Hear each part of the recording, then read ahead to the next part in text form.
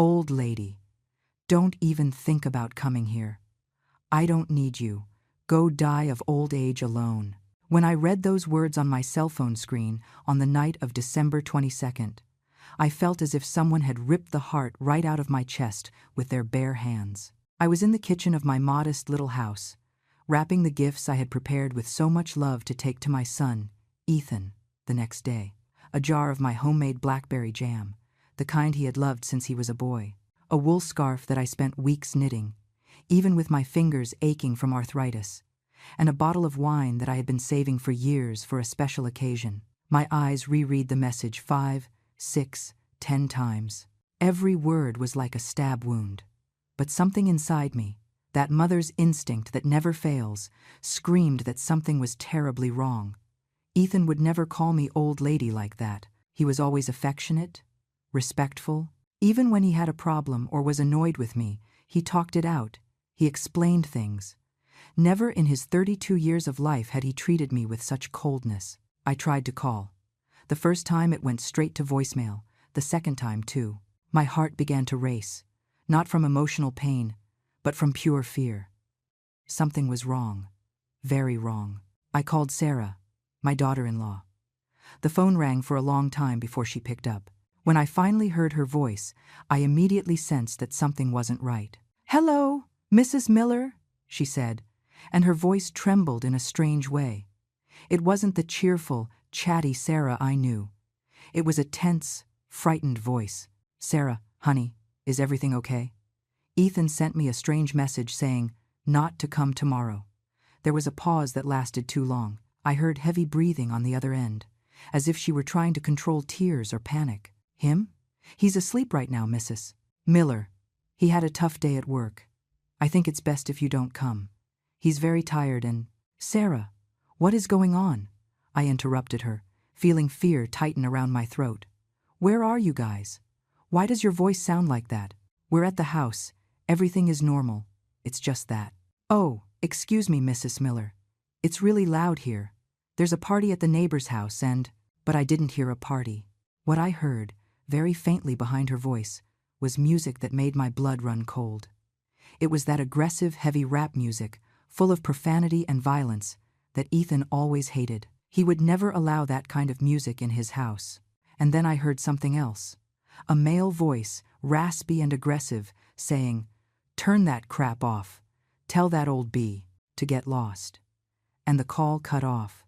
I stood there, gripping the phone so hard my knuckles turned white. 70 years of life had taught me to trust my gut. And in that moment, every fiber of my being screamed that my son was in danger. Some neighbors passing by the window saw me looking dazed and tried to console me. "Oh, Mrs. Miller, let it go. Kids grow up and sometimes they get ungrateful. That's just life." But I didn't believe them. I couldn't believe it. The boy who cried when I hurt my arm at the butcher shop and insisted on taking care of me for a whole week. The man who promised, on his father's grave, that he would always look after me. That man wouldn't write those cruel words. I looked at the gifts on the table. I looked at my old, trembling hands. I looked at the clock on the wall, marking almost midnight, and I made a decision. If I was wrong, if Ethan really didn't want to see me, I would come home and keep my pain to myself. But if I was right, if something bad was happening to my son, I would never forgive myself for not going. I went to my bedroom and opened the drawer of the dresser where I keep my important things. Way in the back, wrapped in an old cloth, was the buck knife that belonged to my husband. It was an antique piece, with a carved wooden handle, the blade still sharp even after all these years. I took it and tucked it deep into the bottom of my purse. I am not a violent woman. I spent my entire life caring for people, healing wounds, not causing them. But that night, if someone had hurt my son, they would discover that a mother protecting her young is the most dangerous creature in this world. I put on my warmest coat, grabbed my purse, and left the gifts behind. I wasn't going to a Christmas dinner. I was going to rescue my son. But before we continue, check if you are already subscribed to the channel and write in the comments, where are you watching this video from? We love knowing how far our stories are reaching. The bus terminal was almost empty at that time of night, Just a few passengers dozing on the hard benches, waiting for buses that would leave in the early morning. I bought a ticket to Columbus, the city where Ethan lived, 2 hours away. The next bus would leave in 40 minutes. I sat in a corner clutching my purse against my chest and tried to think clearly. What could be happening? Ethan had a good life, a stable job as an engineer at a respected firm, a nice house that he and Sarah had bought 3 years ago, a marriage that seemed happy, or at least that's what I thought. But in the last few months, I noticed that something had changed. Ethan was more distant in our weekly phone calls, less talkative. When I asked him if everything was okay, he said yes, but his voice didn't have the same joy as before. Sarah also seemed different the few times we talked, more nervous, more evasive. I attributed it all to work stress, the pressures of adult life. I never imagined it could be something more serious, something dangerous. The bus finally arrived. I climbed the steps with difficulty, my old legs protesting against the rush and fatigue. I found a seat in the back and settled in by the window. The night outside was pitch black, just a few occasional lights from isolated houses flickering in the darkness as the bus moved down the highway. I closed my eyes, but I couldn't sleep.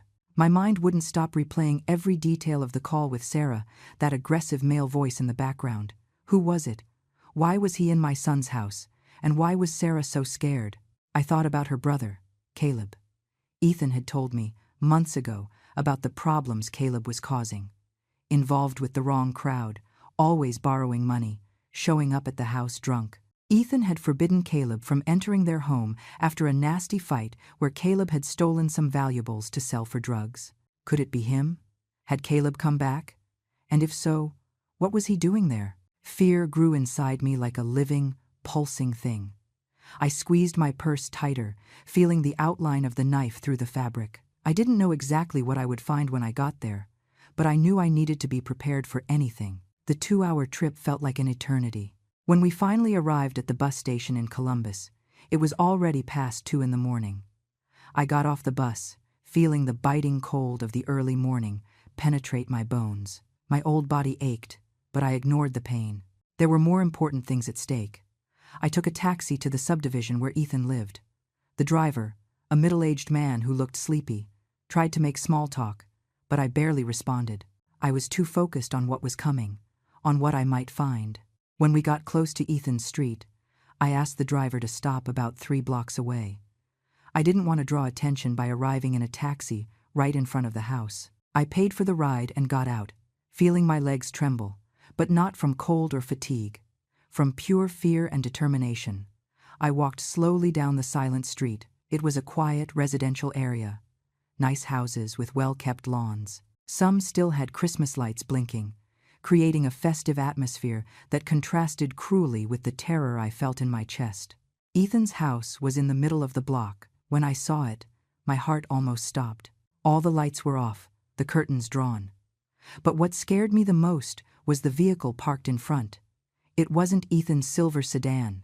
It was a black pickup truck, old and dented, with tinted windows. And there was another car behind it, equally suspicious.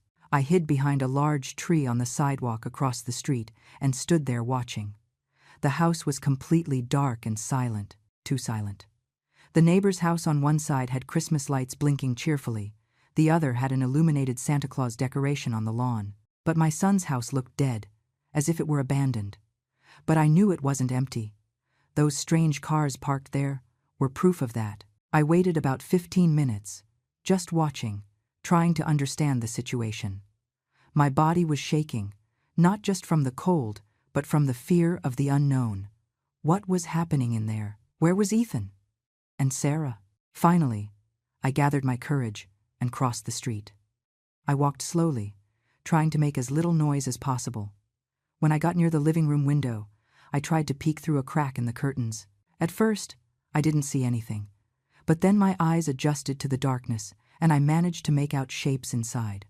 There were people in the living room, at least 3 or 4. They were sitting down. They seemed to be talking, but I couldn't hear what they were saying. Where was Ethan? I decided to go around the house. There had to be some way to get in, an open window, some way to find out what was going on. The side gate that led to the backyard was ajar. I pushed it slowly, praying it wouldn't make noise. It creaked a little, but not enough to alert whoever was inside. The backyard was just as dark as the front of the house. There was a small shed in the corner, where Ethan kept tools and gardening equipment. The windows at the back of the house also had the curtains drawn, but one of them had a small gap.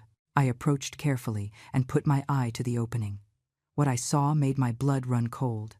In the kitchen, under a dim light, were Sarah and a man I recognized as Caleb, her brother. But Caleb looked different from what I remembered. Thinner, with a gaunt face, sunken, red eyes. He had new tattoos on his arms and neck, and there was a gun on the kitchen table, right next to a bottle of liquor. Sarah was leaning against the sink, arms crossed, crying silently. Caleb was gesturing aggressively, saying something I couldn't hear through the glass. He pointed at her, then toward the living room, clearly nervous and agitated. But what scared me the most was noticing that Ethan wasn't there. He wasn't in the kitchen. I didn't see his shadow anywhere. Where was my son? Suddenly, Caleb grabbed the gun from the table.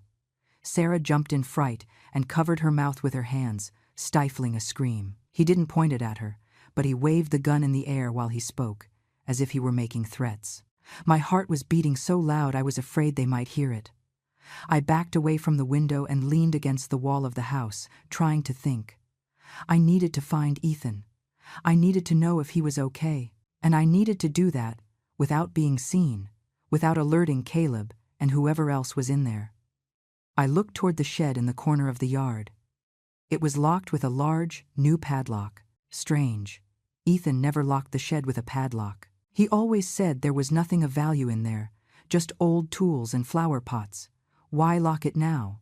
And why with such a big padlock? I approached slowly, stepping on the wet grass that muffled my footsteps. When I got close to the shed, I heard something that made every muscle in my body tense up. A moan, low, stifled, but unmistakable. It was coming from inside the shed. I pressed my ear against the old wooden door. I listened again. It was definitely a moan of pain. And then, so softly I almost didn't hear it, a voice whispered, "Please, water." I recognized that voice instantly. Even hoarse, even broken by pain, it was my son's voice. "Ethan," I whispered, pressing my mouth against the crack in the door. "Ethan, it's me." "It's Mom." There was silence on the other side, then the sound of chains moving. Chains? My God, what had they done to him? "Mom?" Ethan's voice came, incredulous, desperate. "Mom, no, you can't be here. You have to leave. Now, it's dangerous." "I'm not going anywhere without you," I replied, trying to control the tremor in my voice. "What did they do to you? What is happening?" Through the crack, I heard my son start to cry. Not a child's cry, but the cry of a grown man completely broken, defeated. "They caught me. Mom, Caleb and his friends. They're using my house to stash drugs. I found out and tried to stop it. I tried to call the police, but they grabbed me first. They beat me, Mom. They broke my leg. They chained me up in here." Every word was a knife to my heart. My son, my boy, was in there, hurt, chained like an animal. "And Sarah?" I managed to ask, although I could barely speak. She's scared. Caleb threatened to kill her if she didn't cooperate. He forced her to give him my unlocked phone.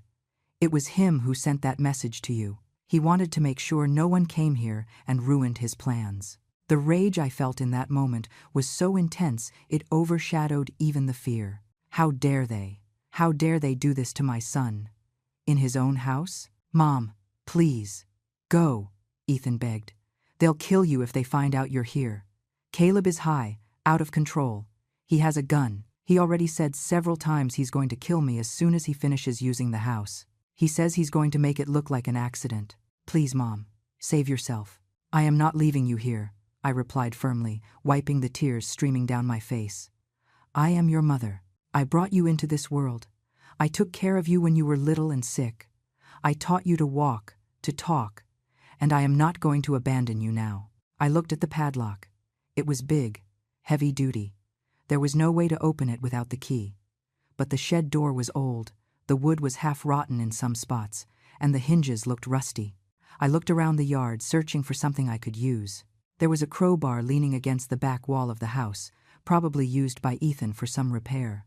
I grabbed it, feeling the cold weight of the metal in my old hands. I went back to the shed and inserted the tip of the crowbar between the door and the frame, right below the padlock. I wouldn't try to force the padlock itself, but rip out the rusty hinges. "Mom, what are you doing?" Ethan whispered, alarmed. "The noise is going to alert them." "Then I better be quick," I replied. I took a deep breath and started to apply force. The old wood creaked, but held. I tried again, putting my entire body weight on the crowbar. This time I heard a crack. One of the hinges had partially come loose. I continued applying force, ignoring the pain in my old arms, ignoring the fear. Another crack. The second hinge started to give, just a little more. Just one more. "Hey, what do you think you're doing?" The voice came from behind me, raspy and threatening. I spun around and saw a man standing a few yards away. He was big, muscular, with a shaved head and tattoos covering his arms. He had come out of the back of the house and was now looking at me with an expression between surprise and rage. "Caleb is gonna love this," he said, advancing in my direction with a cruel smile. A nosy old lady coming to stick her nose where it doesn't belong. My hand reached inside the purse that still hung from my shoulder. My fingers found the wooden handle of the knife. I pulled it out and flicked the blade open with a quick movement. The man stopped, surprised. Then he laughed. "Seriously, Grandma? You gonna threaten me with a little kitchen knife? Do you have any idea who I am? What I do to people who get in my way?" "I don't care who you are," I replied, holding the knife with both hands to control the shaking. "You touched my son, you hurt him, and you are going to pay for that." He laughed again and lunged. I didn't think. I just reacted. When he reached out his hand to grab me, I struck. The blade sliced his forearm, not very deep, but enough to make him recoil with a yell of pain and surprise. Crazy old bee. "You cut me!" He looked at the wound on his arm, then at me, and the amusement in his eyes transformed into pure fury. He lunged again, but this time with full force, tackling me to the ground. My head hit the hard dirt, and I saw stars. The knife flew from my hand. "I'm gonna teach you what happens to people who mess with us," he growled, hands going for my neck. I struggled, tried to scratch, kick, but he was much stronger. His hands squeezed my throat, cutting off my breath. My vision started to go dark at the edges. Was this how it was going to end? Would I die there, in my own son's backyard, without managing to save him? No, it couldn't be like this. With my last bit of strength, I searched for something, anything I could use. My hand found a rock on the ground. I grabbed it and smashed it into his head with all the force I had. He let out a grunt and loosened his grip. I took the chance to push him off and roll to the side, coughing, gasping, trying to get air back into my lungs. He shook his head, dazed, blood trickling from a cut on his forehead. "Vince! What the hell is going on out there?" Caleb's voice came from the house. Heavy footsteps approached. The man named Vince stood up, stumbling, shooting me a look of hatred. But before he could do anything, the back door opened and Caleb came out, followed by another man. Caleb was still holding the gun. "What is this mess?" Caleb looked from me to Vince. "Who is that old lady?" "It's Ethan's mother," Vince replied, wiping the blood running down his face. "The bee attacked me with a knife." Caleb looked at me more closely, and I saw recognition in his eyes. He had seen me a few times back when Ethan and Sarah still welcomed him into their home, before everything went south. "Mrs. Miller," he said, and there was something dangerous in his overly calm voice. "You shouldn't be here. That was very stupid of you." "Let my son go," I said, standing up with difficulty. My whole body hurt, but I stood tall. "Let him go now and leave. You still have time to run before I call the police." Caleb laughed. It was a cold sound, devoid of humor. "You aren't calling any police. You know why? Because if you scream, if you try to call anyone, I'm going to kill Ethan. I'm going to shoot him in the head right in front of you. And then I'm going to kill Sarah, and then I'm going to kill you." He pointed the gun at me. My heart was beating wildly, but I didn't back down. "Why are you doing this?" I asked, trying to buy time, trying to think of a way out. "Ethan is married to your sister. He's family." "Family?" Caleb spat the word as if it were poison. "Ethan never treated me like family. He always looked down on me, like he was better than me. With his nice house, his good job, his perfect little life, while I was out on the street, struggling, with nothing, with nobody. You chose that path, I replied. Ethan tried to help you several times. He offered to get you a job, to help you get into a rehab clinic. But you refused. You preferred the drugs. Shut your mouth, he screamed, the hand with the gun shaking. You don't know anything. You don't know what it's like. Sarah appeared in the doorway, her eyes wide when she saw me. Mrs. Miller, she whispered, and I saw tears streaming down her face. I'm so sorry. I tried to protect Ethan, but I couldn't. Caleb said he was going to kill him, going to kill me, going to kill all of us if I didn't help. I know, honey, I replied gently, even with the gun pointed at me. It's not your fault. Yes, it is, Caleb shouted. It is her fault. If she had kept her mouth shut, if she had helped me from the beginning, none of this would have happened. But no, she had to be crying, begging for me to let Ethan go, as if I was just going to release the idiot after he saw me with the merchandise. What merchandise? I asked, though I already knew the answer. Drugs, old woman. Cocaine, crack, crystal, kilos of it. My partners and I have been using your son's house as a distribution point for 3 weeks. It was perfect until that son of a bee showed up at the house at noon yesterday, when he should have been at work. Ethan had mentioned he was taking a few days off before Christmas. Caleb clearly didn't know that, and was caught by surprise. He saw us unloading the product, Caleb continued, his voice full of rage. Tried to play the hero. Said he was going to call the cops. We had to teach him a lesson. Vince here broke his leg with a baseball bat. It was very entertaining to hear him scream. I felt bile rise in my throat. The image of my son being beaten, having his leg broken, made me feel a rage so intense that for a moment I forgot the fear. You are monsters, I whispered. We are survivors, Caleb corrected. And you, old lady, just became a problem. Vince, lock her in the shed with Ethan. I'm going to decide what to do with both of them after we finish packing up the product. Vince came toward me. I thought about fighting again, but I saw it was useless. There were 3 men, all stronger than me, and one of them was armed. If I fought now, I would be killed instantly, and then there would be no one to help Ethan. I let Vince grab me by the arms and drag me to the shed. He ripped off the rest of the hinges I had loosened and opened the door. The smell that came out of there made me cough. Blood, urine, sweat, fear, all mixed into a nauseating stench. Vince threw me inside and slammed the door behind him, leaving me in almost total darkness. Mom! Ethan's voice came from the darkest corner of the shed. My eyes slowly adjusted to the little light coming through the cracks in the door. And then I saw my son. He was sitting on the cold concrete floor, back leaning against the wall. A thick chain secured his right ankle to a metal hook bolted into the floor. His leg was swollen, purple, visibly broken. There was dried blood on his face. His shirt was torn and covered in dark stains. One of his eyes was so swollen he could barely open it. But when he saw me, he tried to smile. Hi, Mom. I ran to him as fast as my old legs allowed and threw myself by his side, hugging him carefully so as not to hurt him more. He rested his head on my shoulder and started to cry. Not the desperate cry of before, but a cry of relief, of not being alone anymore. My boy, I murmured, stroking his dirty, matted hair. My son, what did they do to you? It doesn't matter, he said, his voice cracking. You came. I can't believe you came. When I read that message Caleb sent from my phone, I thought you were never going to want to speak to me again. I knew it wasn't you, I replied, wiping his tears with my trembling hands. A mother always knows. Always. I looked around the small shed. There was an old table in the corner with scattered tools, a saw, a hammer, pliers. My eyes stopped on the saw. Ethan, can we cut that chain? He shook his head. I already tried. It's hardened steel. We'd need an electric saw or bolt cutters. The tools in here won't work.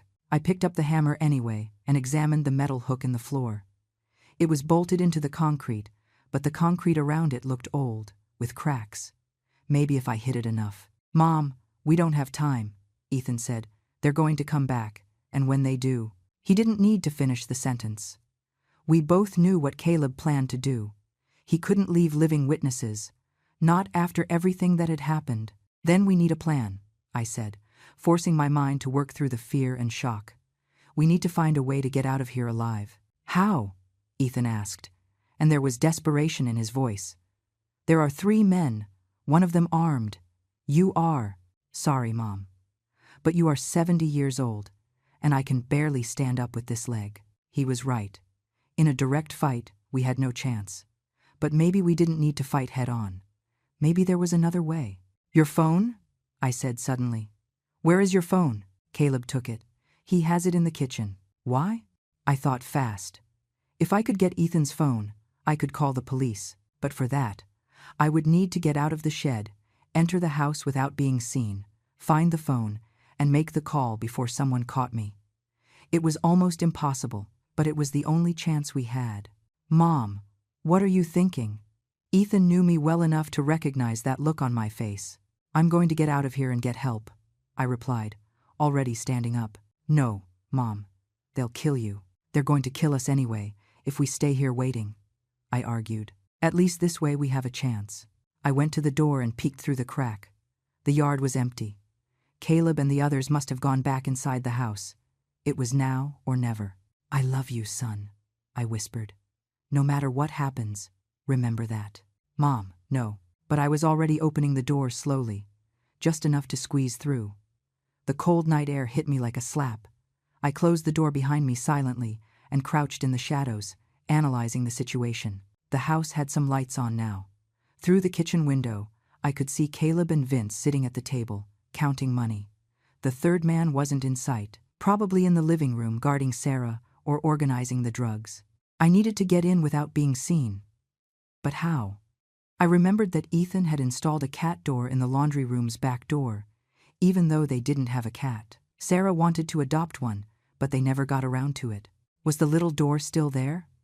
I moved slowly along the side of the house, staying in the shadows until I reached the laundry room door. And yes, there was the little door, small, but maybe big enough for me to pass through. I had to try. I knelt on the cold ground and pushed the cat door slowly. It opened with a slight squeak that made me freeze, heart pounding. I waited, listening. No alarm sound, no one coming to investigate. I pushed my body through the narrow opening. It was difficult, my old bones protesting, my muscles screaming with the effort. I got stuck halfway for a terrible moment, but managed to wiggle and get through. I was inside. The laundry room was dark and silent. I moved like a ghost to the door that led to the hallway. Through it, I could hear voices coming from the kitchen. Finish this soon, Caleb was saying. It's already too risky if someone notices Ethan didn't show up for work after the holidays. We're going to make it look like an accident, Vince's voice replied. House fire, his body, and the old ladies burned too badly for clear identification. We'll say they were cooking something, and it all went to hell. And Sarah? She disappears, vanishes. People will think she ran away after the trauma of losing her husband and mother-in-law. No body, no crime. My blood ran cold. They had it all planned. And Sarah? Poor Sarah. She would be forced to disappear, live in fear forever, knowing what happened. Unless I stopped it. Ethan's cell phone was on the kitchen table. I could see it from there, but there were 2 men between it and me. I needed a distraction. My eyes swept the laundry room, a washing machine, dryer, cleaning products, a broom, a bucket, and a gallon of bleach. A terrible and brilliant idea sprang into my mind. I grabbed the gallon of bleach and a bottle of multi-purpose cleaner with ammonia that was under the sink. I knew from my own experience that mixing certain cleaning products could create toxic fumes. It was dangerous, irresponsible, and exactly what I needed. Silently, I poured a generous amount of bleach into the bucket. Then I added the cleaner. The mixture started to foam immediately, and a strong, suffocating vapor began to rise. I lifted the bucket, took a deep breath, and threw it through the open hallway door toward the kitchen. The bucket flew, spilling its contents across the floor and spreading that toxic vapor. Caleb and Vince jumped from their chairs, shouting, "What the hell is this? Is something burning?" The chemical smoke quickly invaded the hallway and started entering the kitchen. The men were coughing, eyes watering. In the confusion, I ran out of the laundry room, holding my breath as long as I could, and grabbed the phone that was on the table. "It's the old lady!" Vince yelled when he saw me. "She's here!" But I was already running back, fleeing from them, with the phone clutched against my chest. Heavy footsteps followed me. Caleb was screaming obscenities. I reached the living room and saw the third man getting up from the sofa, confused. Sarah was in the corner, eyes wide. There was no time for explanations. I ran to the front door and threw it open, bolting out of the house. The cold night air burned my lungs as I ran down the quiet residential street. Behind me, I heard the door open violently and the men coming out. "Get her, damn it! Don't let her escape!" My old body wasn't used to this. Every step was agony, my heart beating so hard I thought it would explode. But I kept running, fingers already trying to unlock Ethan's phone as I ran. Thank God it didn't have a passcode. He always left it unlocked when he was home. I dialed 911 while I ran, almost tripping over a crack in the sidewalk. "Emergency 911, a female voice answered. "Help!" I screamed, gasping. "They are chasing me." "Acacia Avenue, number 245. My son is kidnapped. There are drugs in the house, armed men." A gunshot rang out behind me. I heard the asphalt get hit a few feet away. I screamed and threw myself behind a parked car. "They shot at me! They are shooting!" I yelled into the phone. "Ma'am, stay calm. Units are on the way. Where are you exactly?" But I couldn't answer.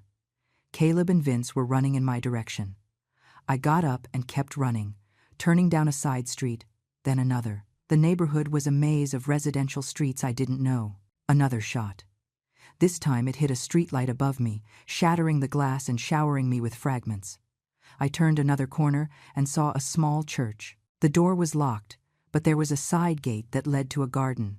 I ran over there and threw myself behind a stone statue of the Virgin Mary, gasping, every muscle in my body screaming. I pressed the phone against my chest, trying to control my breathing, trying not to make a sound. Heavy footsteps approached. I heard Caleb and Vince's voices arguing. "Did you see where she went? She has to be around here somewhere. The old lady couldn't have gone far. We have to find her before the cops get here. If she talked to them, they must be on their way. Then let's find that bee fast and end this." I stayed completely still, hidden behind the statue, praying silently that they wouldn't find me. My whole body was shaking, not from cold, but from pure terror. I had a phone. I had called the police, but I didn't know how long they would take to arrive.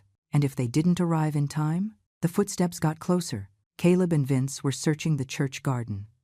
I saw the shadow of one of them pass along the wall near where I was hiding. "Look here," Vince said, and my heart almost stopped. "Footprints in the wet grass? They lead over that way?" They were tracking me. In a matter of seconds, they would find me. I looked around desperately, looking for a way out. A weapon, anything. My eyes landed on a piece of wood on the ground, part of a broken bench. It wasn't much, but it was better than nothing. I grabbed the wood and waited. If they were going to find me anyway, at least I wasn't going to make it easy for them. The shadow on the wall grew larger. Someone was coming. I held the wood with both hands, ready to swing it with all the strength I had left. And then I heard the most beautiful sound in the world. Sirens, distant but unmistakable. The police were coming. Caleb cursed. "Let's go, now." "What about the old lady?" "Screw the old lady. If we stay here, we're gonna get busted. Let's go. Move." The footsteps ran away. I heard the sound of an engine starting, tires screeching on the asphalt. They were fleeing. I waited a few more minutes, just to be sure, before coming out from behind the statue. My legs barely held me up. I stumbled to the church garden gate and leaned on it, shaking uncontrollably. The sirens were closer now.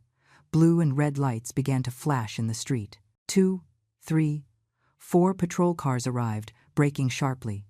Police officers got out with guns drawn. "Over here!" I screamed, with all the strength I had left, waving. "I called! It's me!" An officer approached cautiously, guns still pointed at me until he was sure I wasn't a threat. "Ma'am, did you call emergency?" Yes, I breathed with difficulty. "My son, he is kidnapped on Acacia Avenue, number 1245. They hurt him. They broke his leg. There are armed men there. Drugs. There is a woman too, Sarah. She is my daughter-in-law.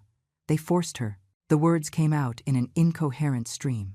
The policeman held me gently by the shoulders. Calm down, ma'am. Breathe. We already sent units to the address. Are you hurt? I looked at myself as if seeing myself for the first time. My clothes were torn and dirty. I had scratches on my arms and legs. My head throbbed where I had hit it when Vince tackled me. But none of that mattered. My son, I said. I need to get to my son. The policeman led me to one of the patrol cars and had me sit in the back seat. Another officer brought me a bottle of water and a blanket. I drank avidly, realizing how dehydrated I was. My whole body ached, but my mind was focused on only one thing. Ethan. We're going to take you to the hospital to get checked out, the policeman said. No, I replied firmly. First, I want to see my son. I need to know he's okay. The policeman hesitated, but something in my expression must have convinced him that arguing was useless. He spoke something into the radio and then said, Okay, I'll take you there, but you need to promise you'll let the paramedics examine you afterward. I agreed, and he drove to Ethan's house. When we arrived, there were at least 6 patrol cars blocking the street. Armed police had surrounded the house, but it seemed there was no one left inside. The suspects fled before we arrived, the officer informed me. But we found evidence of drug trafficking inside the house, a lot of material. And we found a woman, Sarah Miller. She is being attended to now. They said there is a man locked in the shed out back. My son! I got up so fast I almost fell. Let me see him, please. The policeman helped me out of the patrol car and guided me to the backyard. There were paramedics running back and forth, more police photographing the scene, collecting evidence. And there, coming out of the shed on a stretcher, was Ethan. Ethan! I shouted, running toward him as fast as my old legs allowed. He turned his head and saw me. His swollen face lit up. Mom! The paramedics stopped the stretcher so I could get close. I took Ethan's hand, squeezing it tight. He was alive, hurt, suffering, but alive. Is this lady your mother? Asked one of the paramedics. We're going to take him to the hospital now. His leg is badly fractured and he is in shock, but he's going to be okay. I looked at my son and saw tears streaming down his face. You saved my life, he whispered. You are amazing, Mom. You are my son. I replied simply. I will always protect you, always. They took him to the ambulance. I went with him, holding his hand the entire way to the hospital. Sarah was there too, on another stretcher, in shock but physically unharmed. The paramedics examined me briefly and said I also needed to be treated, but I insisted on staying close to Ethan. At the hospital, they took Ethan straight to surgery. His leg was broken so badly he would need pins and metal plates. I sat in the waiting room, still wrapped in the blanket the police gave me. And it was only then that it all hit me at once. I started to cry, not a delicate cry, but deep sobs that shook my whole body. I cried for the pain, for the fear, for the terror of almost having lost my son. I cried with relief because he was alive. I cried because for a moment back there in the yard when that man was strangling me, I thought I would never see Ethan again. Sarah came to sit beside me. She was crying too, eyes swollen and red. Mrs. Miller, she said, her voice broken. I am so sorry. I should have been stronger. I should have protected him better. But I was so scared. I know, honey, I replied, pulling her into a hug. You were a victim in all this too. Don't blame yourself. But I cooperated. I let Caleb use our house. I let him hurt Ethan. What kind of wife does that? A wife who was being threatened with death, I said firmly. You did what you needed to do to survive, and you didn't let Ethan die. You kept him alive until I got there. She sobbed into my shoulder. 2 broken women, hugging, waiting for news of the man we both loved. Hours later, a doctor finally came out of the surgery room. I stood up so fast I got dizzy. How is he? The surgery was successful, the doctor said with a small smile. We placed pins and plates in the leg. He's going to need intensive physical therapy and will probably have a slight limp for the rest of his life, but he will be able to walk normally. Considering the severity of the fracture, he got lucky. Lucky. I wouldn't call it lucky. I would call it a miracle. Can I see him? He is still in recovery, but we will be taking him to a room shortly. You can see him there." I waited another hour, which felt like an eternity, before finally being taken to Ethan's room. He was awake, despite the strong painkillers, and smiled when he saw me enter. "Hi, Mom." "Hi, my love," I replied, sitting in the chair next to the bed and taking his hand. "How do you feel?" "Like I got run over by a truck," he said with a weak laugh. "But alive, thanks to you." "You scared me to death," I admitted. "When I read that message, I knew you would come," he interrupted. "Even when Caleb said he was sure you wouldn't come, that you were going to believe the message, I knew you are too smart to fall for that, and that you love me too much to abandon me." I squeezed his hand, unable to speak because of the lump in my throat. "Mom, you faced armed men. You broke into a house full of drug dealers. You fought a guy 3 times your size. You are the bravest person I know." "It wasn't bravery," I replied. "It was love, and love makes you capable of anything." A police officer entered the room at that moment, asking for permission.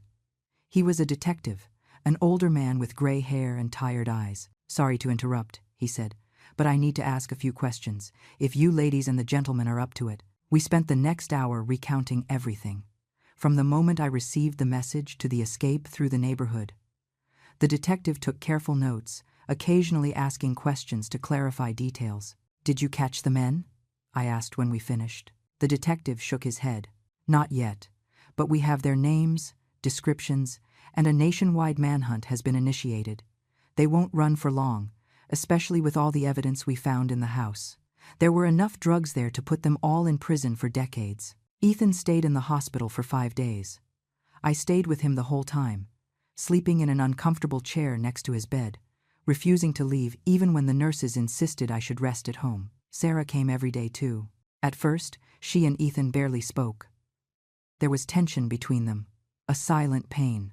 But slowly, as the days went by, they started to really talk about what had happened, about the fear, about Caleb's betrayal. "He's my brother," Sarah said at a particularly difficult moment. "I grew up with him, and even knowing about all his problems, I never thought he would be capable of something like this, of hurting you, of threatening us with death." "He isn't your brother anymore," Ethan replied, but his voice was gentle, without anger.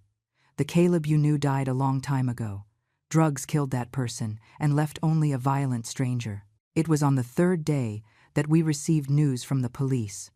They had caught Caleb and Vince. The 3rd man was still at large, but it was a matter of time. Caleb was caught attempting to cross the southern border.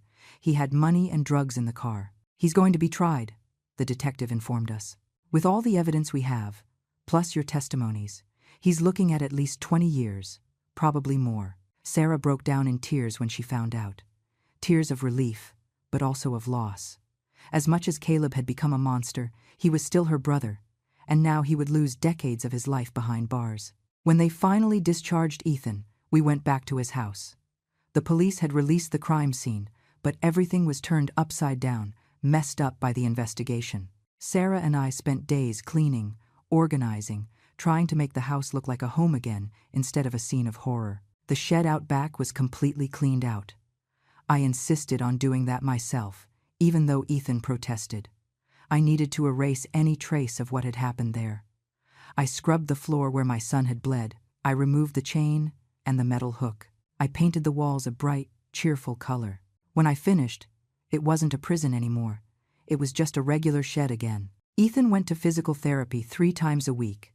It was painful, exhausting, but he persisted. I went with him whenever I could, holding his hand when the pain became unbearable, cheering him on when he wanted to give up. "You're going to walk again," I always said. "You're going to run, dance, live. This is temporary. The pain is temporary, but you are strong. You are my son, and we don't give up." It took 3 months, but he finally managed to walk without crutches, with a slight limp, as the doctor predicted. But he was walking, and every step was a victory. It was on a Sunday in March, 4 months after that terrible night, that we had the court hearing. Ethan, Sarah, and I sat on the victim's bench while Caleb and Vince were brought in handcuffed. Caleb was unrecognizable, too thin, with deep, dark circles, eyes empty. When his gaze met mine, I didn't see remorse.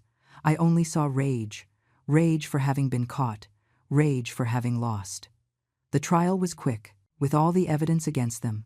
The drugs found in the house, the testimonies, the recordings from neighborhood security cameras showing the suspects fleeing. There was no possible defense. Caleb was sentenced to 25 years in prison.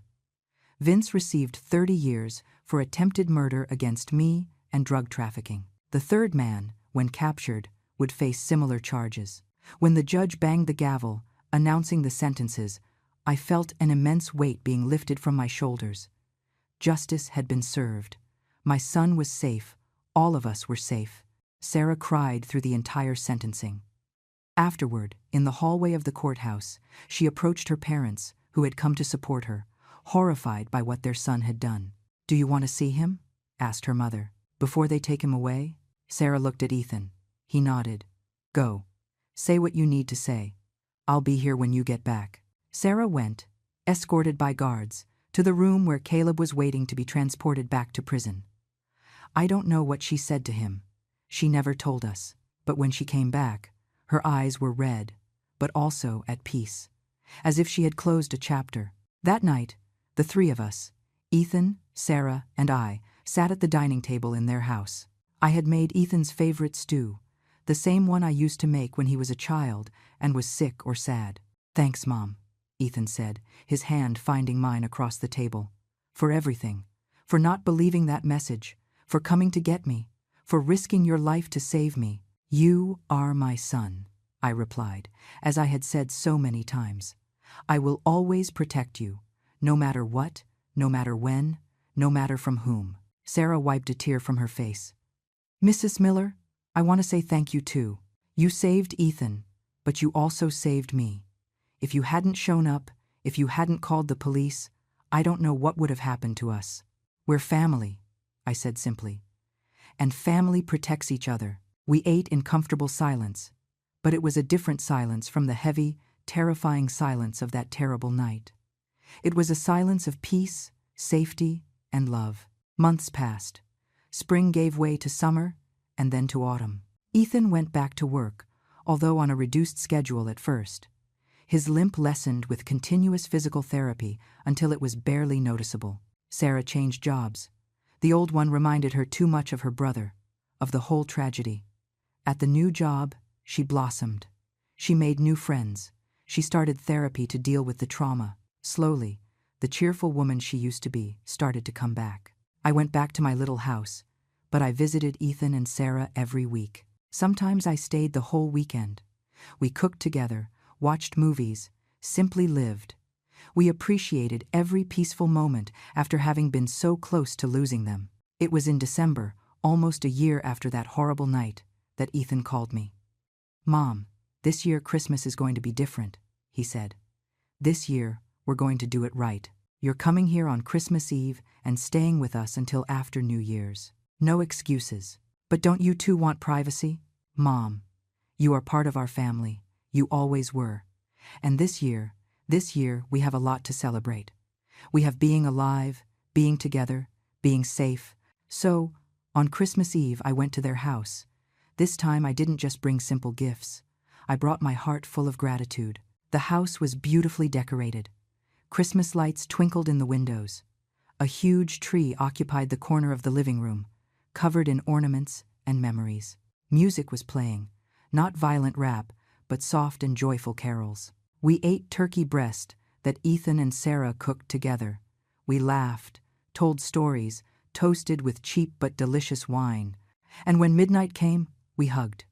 "Merry Christmas, Mom," Ethan said, hugging me tight. "I love you so much." "I love you too, my son. I will always love you." I looked around the room. The lit tree, the gifts underneath it, the smiling faces of the people I loved, and felt my heart overflow. A year ago, around this same time, I had received a message that changed everything.